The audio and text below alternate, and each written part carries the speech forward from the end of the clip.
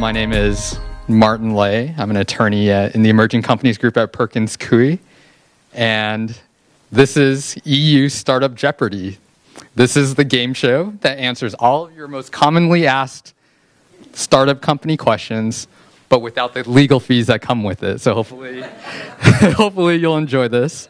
We have a lot of wonderful prizes down here to give away, and only an hour to do so. So we should just go ahead and get started. But first, we have a word from our sponsor.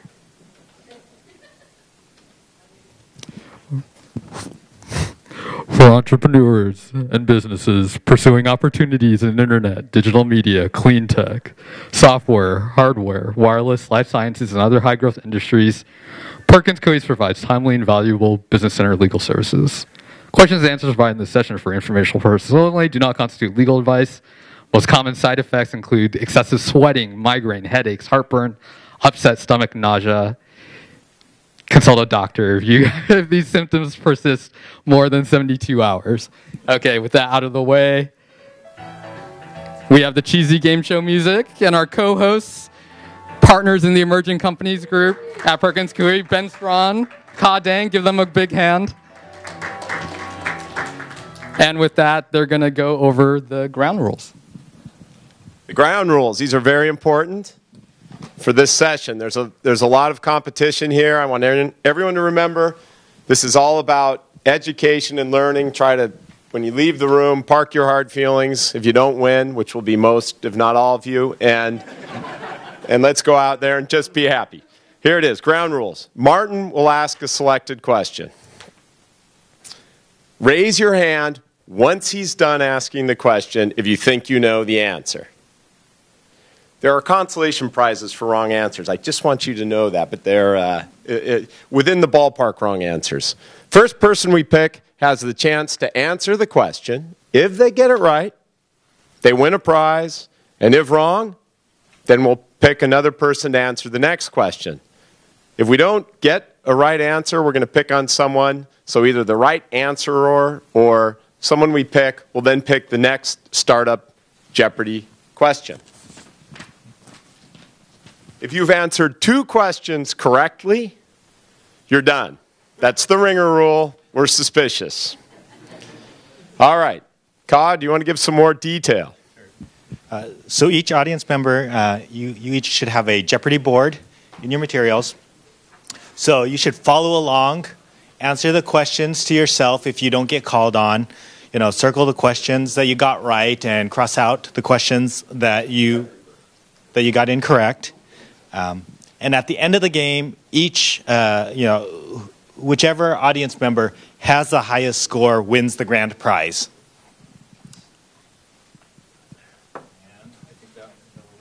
Yeah. Does everyone have a Jeopardy board? Okay. We pass them. There might be some extras in the back. So you... Oh, there's a... They were passed on it.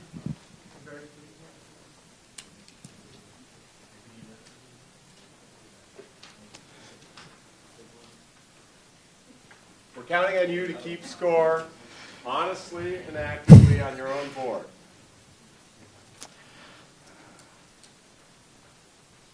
Okay, looks like everyone has one now. So who wants to start off the game and pick a question?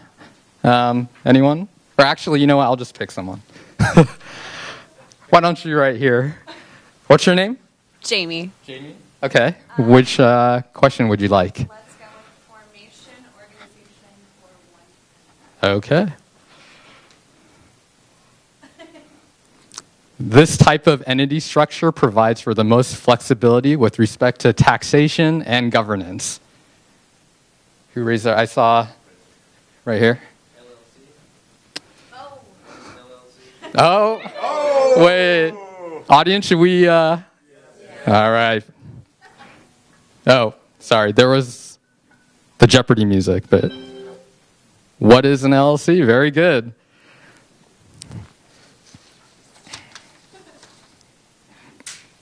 Nice toss, Ben. Ben, do you want to talk about that a little bit? Yes, what is an LLC? That is the question. But It provides flexibility with respect to governments. You don't have to hold annual meetings.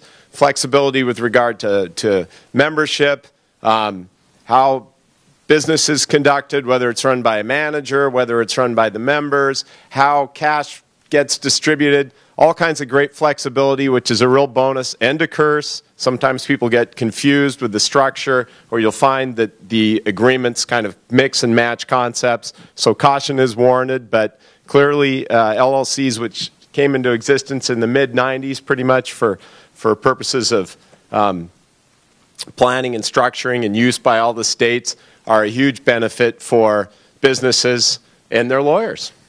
Ben, what do you think about LLCs from an investor standpoint? Thank you, Coie. LLCs from an investor standpoint, usually not good. There's a couple drawbacks with them. One, they can't, investors often don't like to invest in LLCs because, for example, a venture fund runs into problems with its investors, especially if it's a nonprofit, private foundation kind of institution, if it invests in an LLC versus a corporation.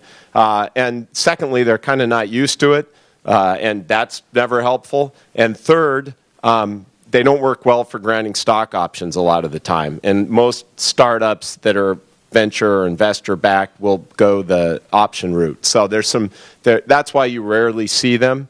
I think those reasons in an investment context. Yes. So what question would you like to choose? Okay.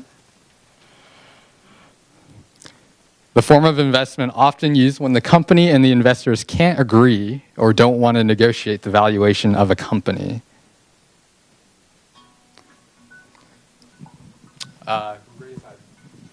Raise your hand first. Totally missed that. Back there? Okay. Convertible note. What is a convertible note? All right, and the answer is?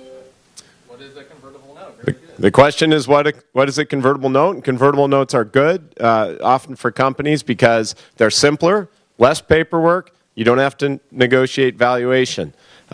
Investors often don't like them because you don't have to negotiate valuation. The idea behind a convertible note is it's actually debt and not an interest in the stock of the company. But I think most investors and the companies view it really as equity, because a startup that's issuing notes doesn't have the cash to pay back the note. And the idea is that they ultimately convert into equity on some future event. And the other thing I would say about convertible notes and the valuation issue is there's a new trend towards cap notes, which actually set a value of conversion in the note. So it'll say, usually a convertible note would say, we'll turn into equity at whatever price the next investors come in at, perhaps with a discount, because we're taking a little more risk. So we'll come in at 90% of whatever investors pay for your stock, and our note will convert into stock at a slightly preferential purchase price compared to theirs.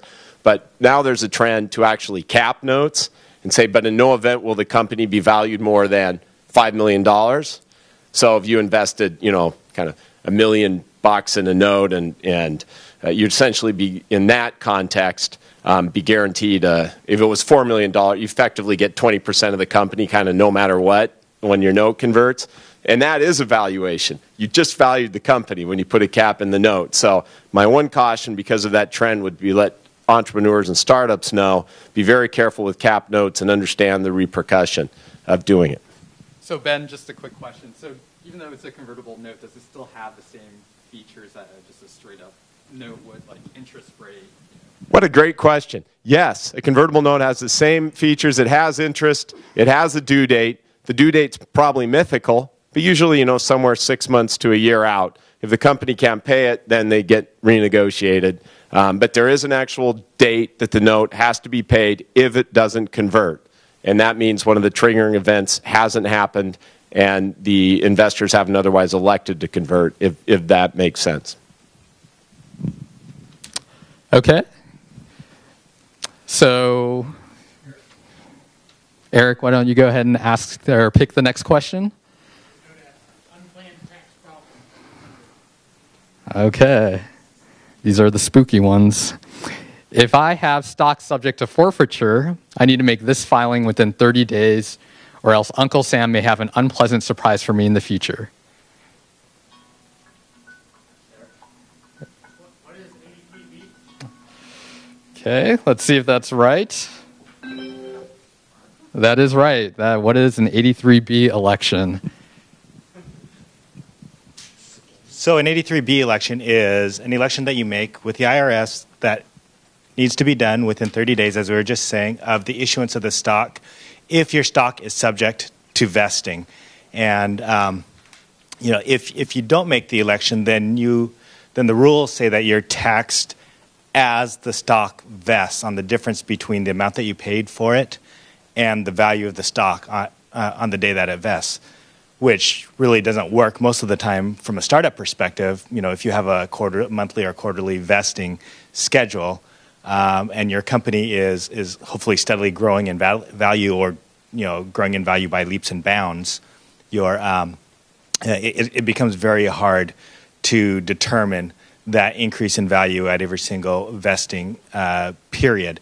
The other thing that I'll point out here is that as startups, you really should think if you have more than just yourself in the company, if you have multiple co-founders, you should really consider vesting your stock, and we can talk more about that later. I think that we have a few questions that get to that, but if not, there's a bunch of reasons why you should impose vesting on yourself and your co-founders.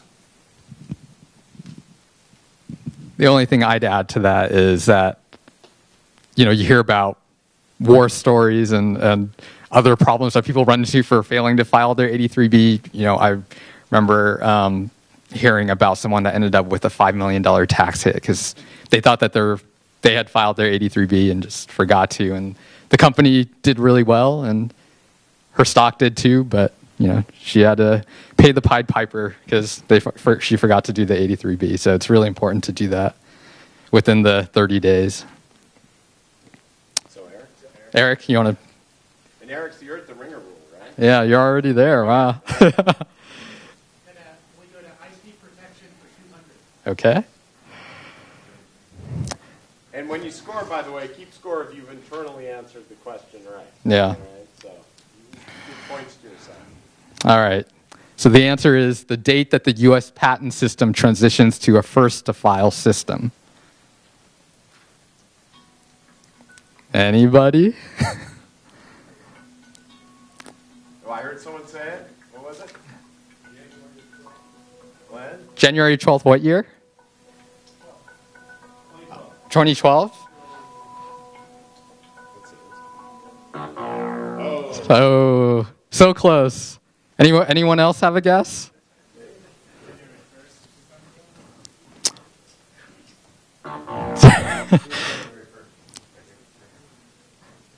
All right, one more guess from anyone? No? Okay, we'll show the answer. So you actually have a little bit more time. It's March 16th, 2013. So as you know right now, the U.S. patent system is based on a first-to-invent system. You can be the second person to actually file your application, but if you're the first one to actually conceive of the invention and develop it, then you'll have priority over someone who might have gotten their application in before you. But because of this legislation that got passed in Congress and President Obama signed it a couple months ago, the patent system is moving to a first-to-file system. So that's a good question. I think it aligns us with the rest of the world. Yeah. I mean, if you look at Europe, countries in Asia, they're all first-to-file systems. I mean, congressmen will say that it is meant to benefit small companies. Who knows how it's going to play out? But at the end of the day, you do have this grace period for about a year and a half to rely on the current system. But once March 16th hits, you got to make sure that once you come up with a good idea, you want to patent it, talk to your patent attorney right away so that you can get an application on file and that you reserve your priority. And, since it is kind of the first file system, you can always use the use provisional patents. You don't have to do a full-on patent right out of the gates. Do the provisional patent and get your stake in the ground. Go ahead. Come March 16th, will there be a certain grandfathered in principle to those who filed before March 16th, or is it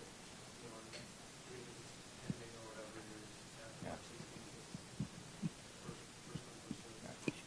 16th? As a wild guess, as a wild guess, it would, I would assume that if you filed before that, it would be on the first to invent system. But after that, it would be the first to file. It'd be hard to imagine them retroactively applying the rules to earlier filings, but stranger things have happened.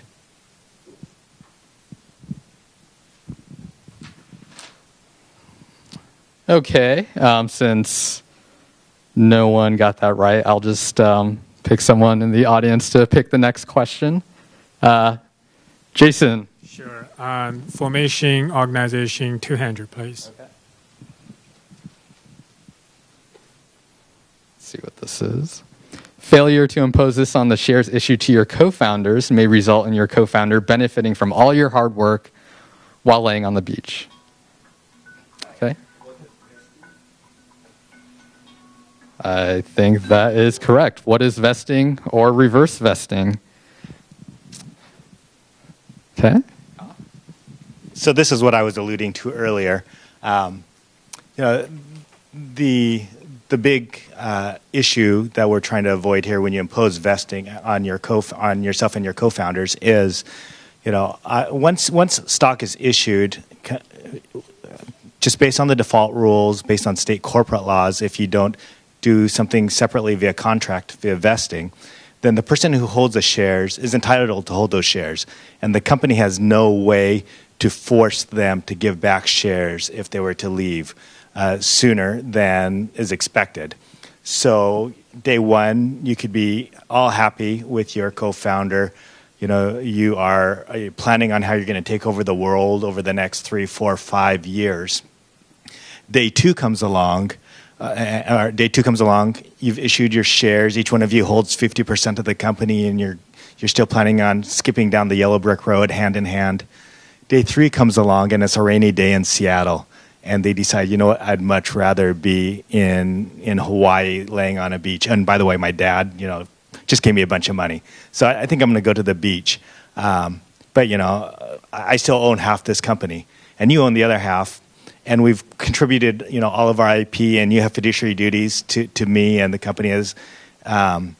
So, you co-founder that is left, can't just go start another company based on the exact same thing and all the same IP. And I own half the company, so I'm going to go off. Why don't you stick around, build this company, make it really successful, and when you sell the company, send me half of the proceeds. That's kind of the horror scenario with vesting. By imposing vesting on yourself and your co-founders, you decide that you lose if the co-founder leaves before a certain amount of time, they have to give back some of their shares, and this amount that they have to give back reduces over a period of time. Actually, I've had this happen with companies that I've brought on after they were formed. They had issued shares to their co-founders, and then hired us. One of the co-founders, actually, the way that it played out was co-founders formed the company, issued shares. One of the co-founders left, and then the remaining co-founder comes to me and says, "Hey, look, I've got this company, and by the way, I have this ex-founder that we need to get rid of, and there's no vesting on it. How do you get rid of it?" And we're looking at a sale of the company now, and this ex-co-founder has a bunch of shares. He's going to benefit from the hard work of the remaining co-founder over the last 2 years. We had negotiated a smaller amount, but that ex-co-founder who had been there for 2 months, is going to end up with a third of the proceeds. And that's just the way it was because they hadn't thought about it sooner. As a good downer. So is that, I'm just trying to understand how you define leaving the company.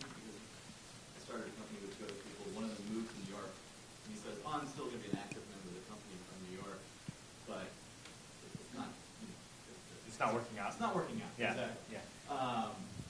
But he feels like he's still an part of the company. But we, of course, since we're getting together every day here, don't feel that that's true. And so, how do you negotiate up front? What does it even mean to be a part of the company? How do you define being in the company?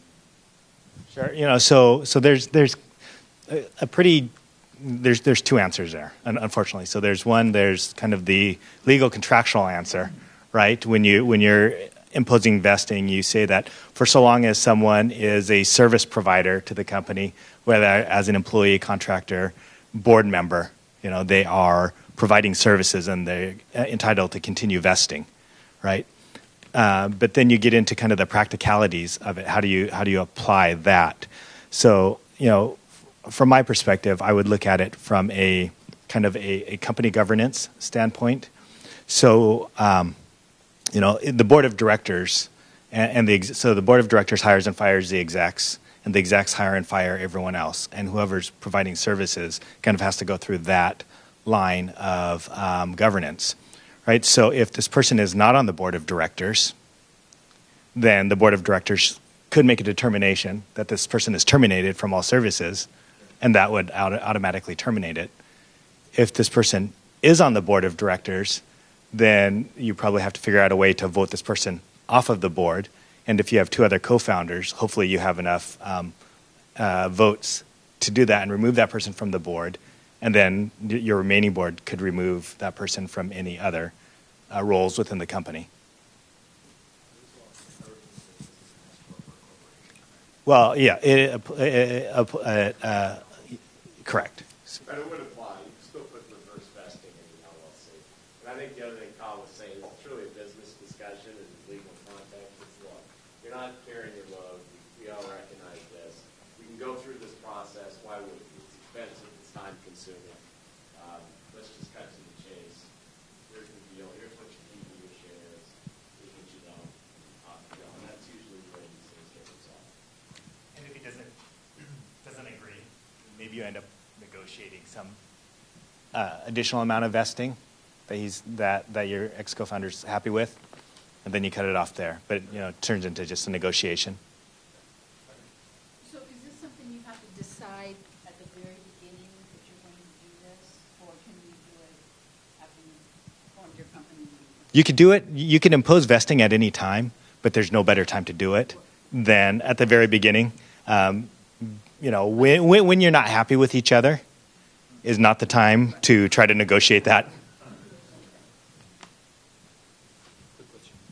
For an LLC and in terms of taxes, so the way we are set up is that we have, as an operating agreement, everyone has shares, but we have a different shareholders agreement that impose, if you don't finish this period of specific period, you actually don't earn these shares. So we have to buy them back, or we have some crazy agreement going on.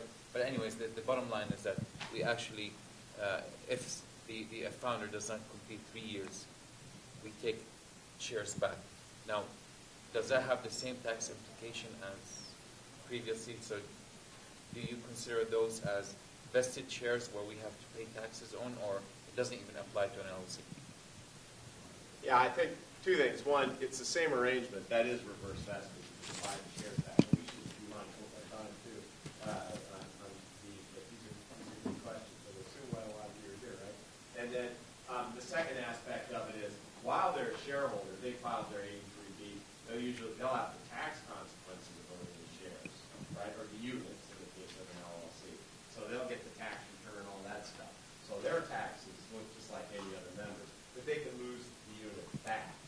And then if they do, it's not a tax problem for the company or for them because it will be at some cheap price, right? But it's just they actually have to pay. So at the end of the day, it's kind of a non-event. The actual buyback, if they go for full, they don't tax. So there's kind of two answers. Yes, they're members for tax purposes and getting their tax return, but they're not having a tax problem like a buyback. Okay, great. I don't even remember who answered the question originally. Joanne, raise your hand if you answered that. Alex? Oh, yeah, Alex. Alex, all right. Let's do formation for 300.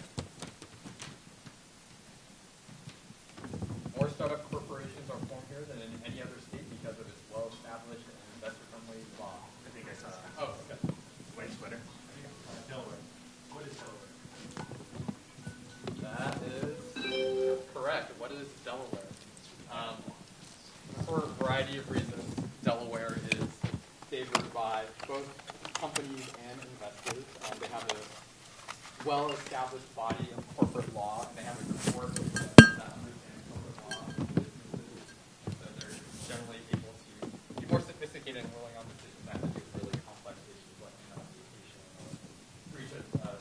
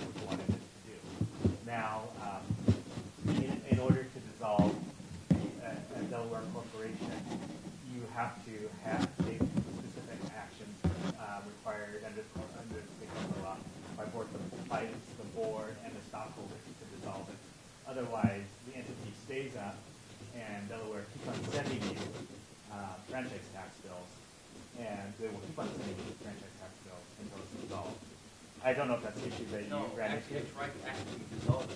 And there's a stone age. They won't take it via the internet. There's not a form for that, but you can pay your taxes online only during a certain period of the year. The rest of the time you have a fax machine. And who has a fax machine? When I did actually go to the place with the fax machine and fax it, these apps actually told me they didn't get my fax.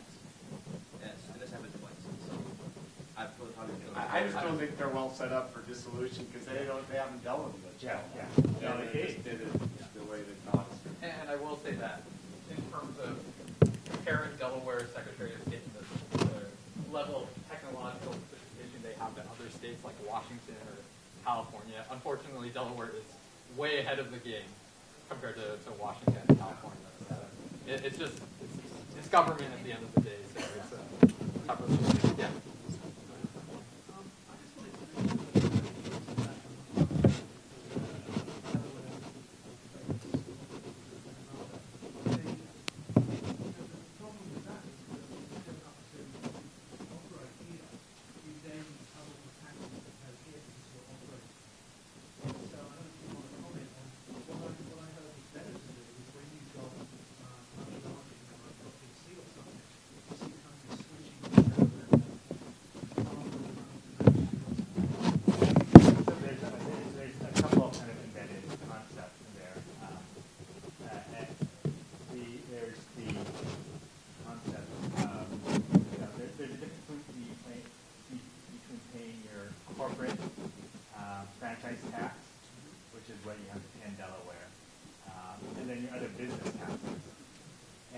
Regardless of where you are formed, if you are doing business in Washington, you'll have to pay those business taxes.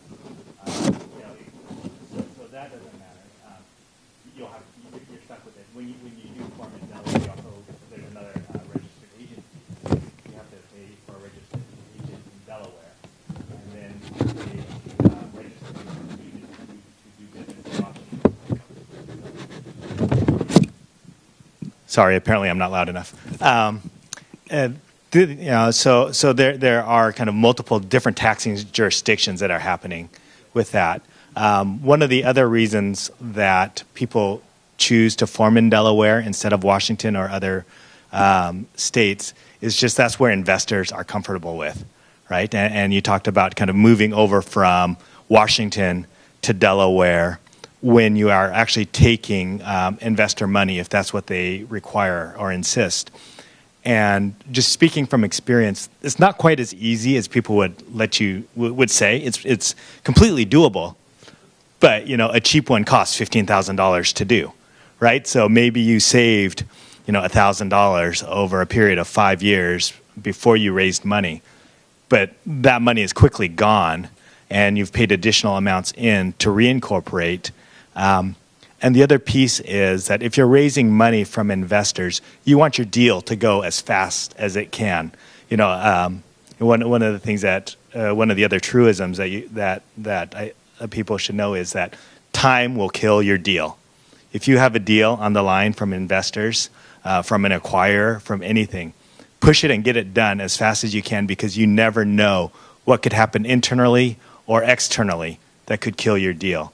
An example of that, of a time not killing my deal, becoming really close, was I was working on Zymogenetics IPO back when they went public, and we had worked all summer really hard. People were pushing us really, to get on file, to file the S1 with the SEC as soon as we can. They wanted to, use the summer to get it ready, and go out in the fall and be priced before the holidays.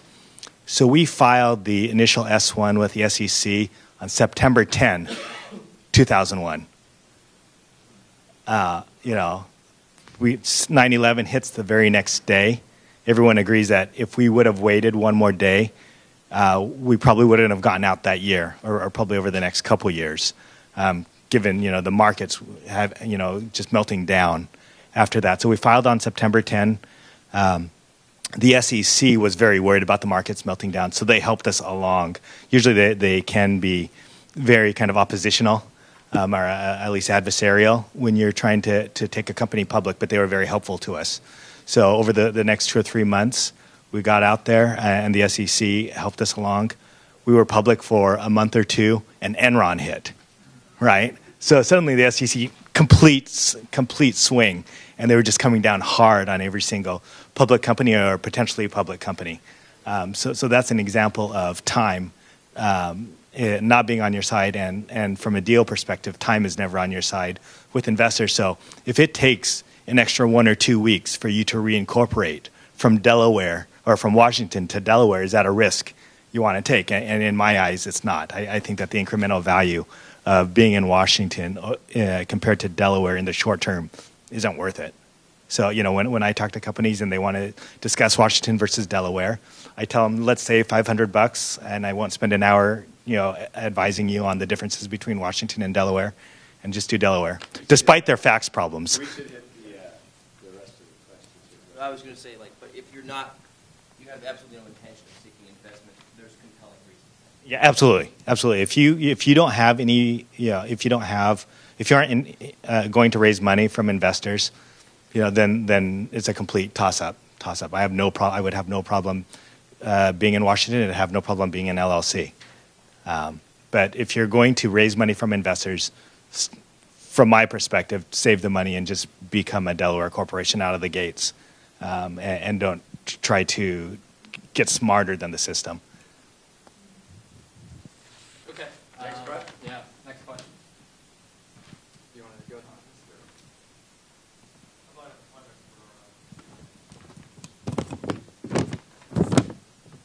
Employees are restricted from working for a similar company during sometimes after their employment with the company as a result of this type of restriction. What is it? Okay. Yeah. Ditto. Non-compete is correct. Okay. You both win. Yeah. We have extra. So the answer is, what is a non-compete? Correct. We advise all of our startups and all of our companies to enter into non-competes with their employees and the co-founders. That should be built into a general inventions assignment agreement. Also, there's part of securing the IP in your company is entering into an inventions assignment agreement and non-compete, and investors will look for it, acquirers will look for it, and if you don't have it, once again, an issue that you would have to deal with at the time of a deal that you don't want to.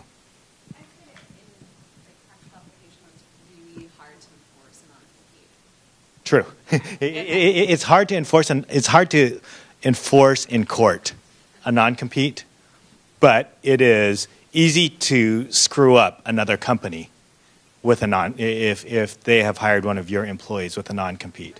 If they're out trying to raise money and there's a threat of a lawsuit out there, that's one thing that investors don't want to hear. You know, it's much easier for an investor to say no, and they're looking for 1,000 reasons to say no to an investment.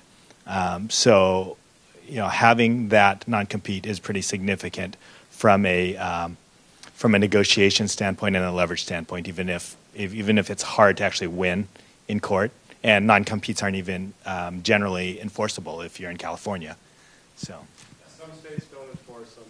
Companies worry about it more than the ex-employees. If the ex-employees come to their clients, then the clients get a letter from the ex-employer, and they say, what do you do about it? And if you sell your business, they're a lot more effective. Because then those courts will enforce that. But if it's just in connection with employment, 6 months, a year, maybe 2, talk to a labor lawyer. So there's limits. You can't really take someone's livelihood away just because they work for Okay. next question. Let's do employment employee. Paying employees with only stock options or asking employees to defer part of their salary may violate these employment laws.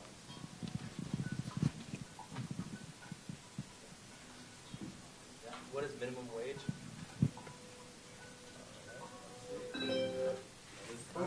Correct. What are minimum wage laws?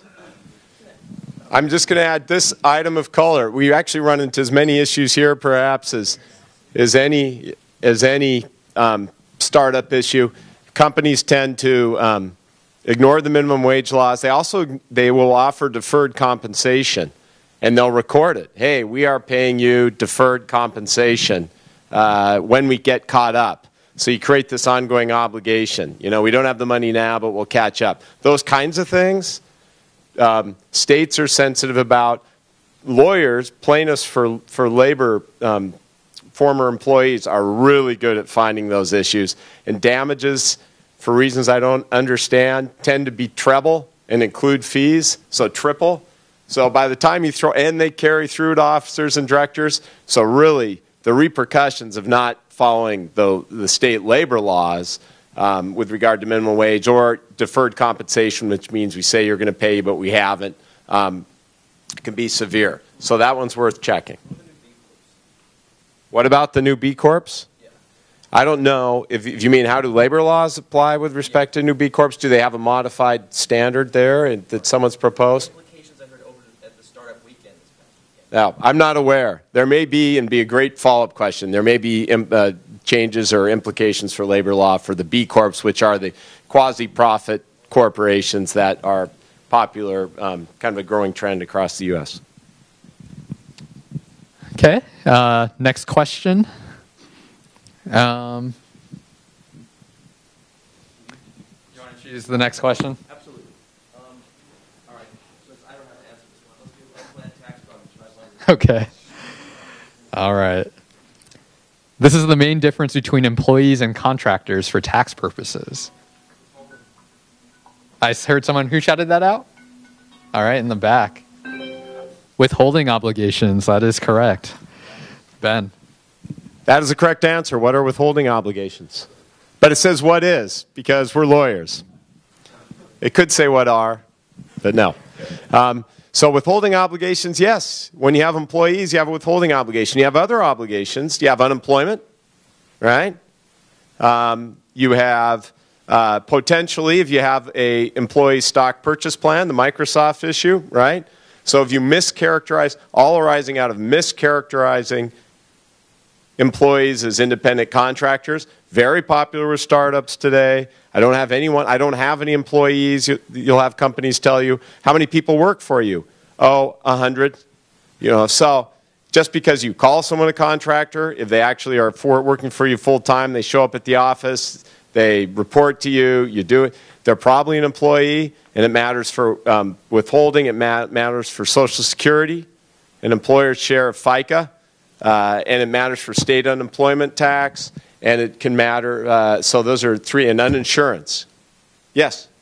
No, I just wanted to touch a little bit more on employees that are considered contractors but actually should be technically be considered contractors, and how, I can say it for a minute because it's not really pertinent to startups, so. Okay. I mean, What's that? Question? Well, the same thing happened in my case, that I got, lumped under a W-9, but I really think that probably was improper. This company was notoriously incompetent with their entire tax structure. So I'm just not sure what the recourse I have for years after that. I don't know what the recourse is. That's a great question for a labor lawyer 4 years after the fact. But the risk for the company is that they weren't paying their share of taxes or doing withholding. If you've paid your taxes to the federal government for IRS, there's probably not much, the IRS threshold goes down as to whether or not they care because they collect the full amount.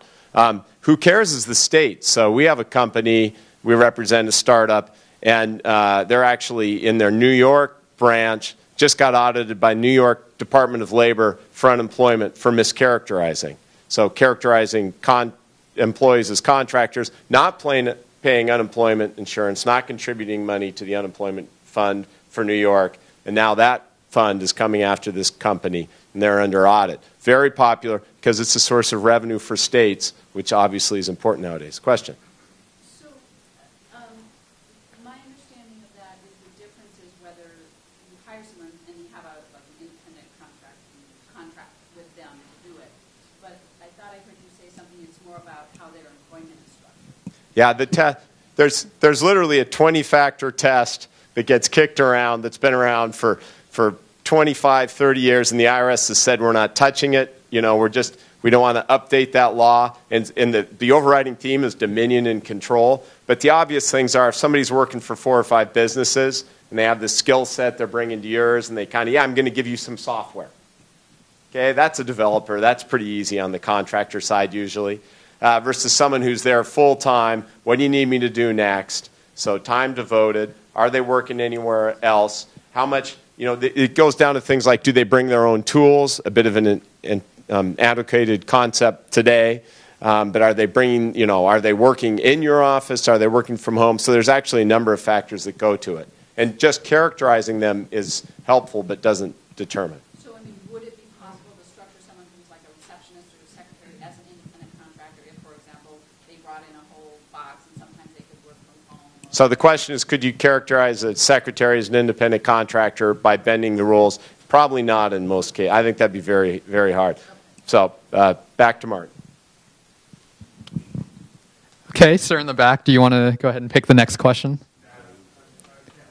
Okay. All right. Anyone else want to pick a question? Okay, I heard VC 300 first. We'll go with that. We'll do employment after. Yeah, okay. This is the most common type of anti-dilution protection.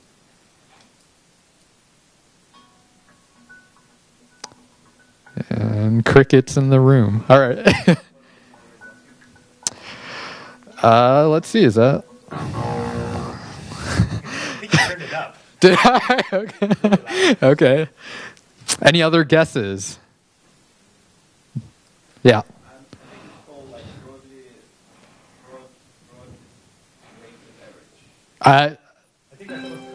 You got 3 out of the 4 words. We'll give it to you. Broad-based weighted average. So, Ka. I could go on and on about broad-based weighted average, but you guys wouldn't want to hear it. And, we couldn't even barely say it in this room, so I'm not going to go on. Other than it's a way that is a protection that investors have, that if you sell shares to an investor at a certain price and then issue additional shares in the future at a lower price, that investor effectively gets a greater equity percentage of your company because of this. So it's just something to keep in mind if you're taking on investors and you are anticipating bringing on more or issuing more shares at a lower price.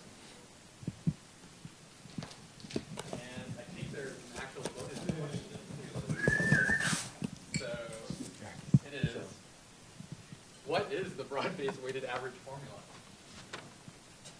Anyone have that? Okay, this... That's pretty close. Pretty close. I heard an E in there. That's probably the right answer. Formula. There it is.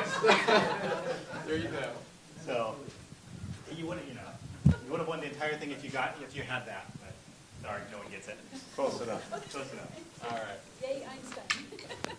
Nice work. All right. Do you want to go ahead and ask the next question, Alex? Venture financing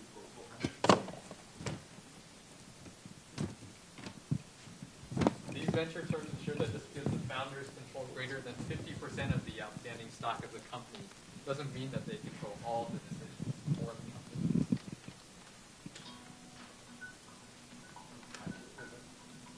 I don't know. Oh yeah, he did. Ringer. Anyone else? It starts with a T. Anyone?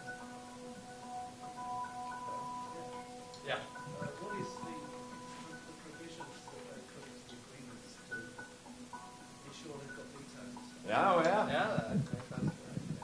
What are protective provisions? Yes, so these are terms that go into the agreement, and even though a venture investor might own 30% of the shares, they'll put in certain terms that require their approval of actions by the company before the company can take them. So it's not just the standard, how many shares do you own, let's vote, which is a corporate law concept. Venture investors or most angel investors will actually put into the charter, which is an agreement in effect. It gets filed with the state so everyone can see it. It's on record. Provisions that say we have to approve issuances of equity that's the same as ours or senior, because we want to know if we're getting effectively diluted or sharing our vote with other investors. We have to approve sales of the company. We have to approve, dissolution, and then sometimes they'll get more operational. Say we have to approve capital expenditures. We have to approve anything can go in there. I think as lawyers on the investor or company side, we try to keep those things from being too operational day to day. You have to go back and get your approval because most of the time venture investors will have someone on the board that can monitor more of the operational kind of issues. And then the big picture ones will go back for the vote. Yeah, so it's really important when you're doing a financing just to take a look at your cap table and make sure that you're setting the percentage thresholds for the votes for these protective provisions as such so that decisions aren't necessarily being made by only one person or by a couple people that are affiliated with each other, because then you're allowing them to essentially have control over those major types of decisions. So do you want to ask the next one? Okay. The designation for angels that cross over into the VC world. Right here. Yeah. What are super angels? So this is something that's just come up fairly recently. Angels generally are individuals. They invest at an early stage of the company, whereas VCs invest over a life cycle of the company. Angels usually invest their own money. They don't take in any money from outside sources. VCs do. And so now we have these super angels, which are essentially a hybrid of those two. They are serial investors. They'll invest many times in many companies. They'll invest a larger amount than typical angels do. They'll invest over the life cycle of a company. And they'll also bring in outside money. They'll affiliate with each other and actually have angel funds. So, Maybe one more question? Okay. And we'll try to get people back on track. Yeah, definitely. Total up your answers. Okay. IP, okay. For 500? All right. This is what you should do if you receive a cease and desist letter alleging trademark or copyright infringement. I'm glad you picked this one last. Close. What is don't freak out? And it shouldn't be followed with call your lawyer. And the reason why is because, as you know, you'll probably get these all the time. You might get them every day. A lot of times these claims are really broad. They allege things that your business might be doing, might not be doing. And even if you are doing it, it might not rise to the level where you have any sort of monetary damages. They might just be asking you to take down the trademark or whatever material is infringing on their rights. And so, don't do what they ask you to do right away. Take a deep breath and then call your lawyer, and then they'll take a look and they'll advise you on what the best approach is.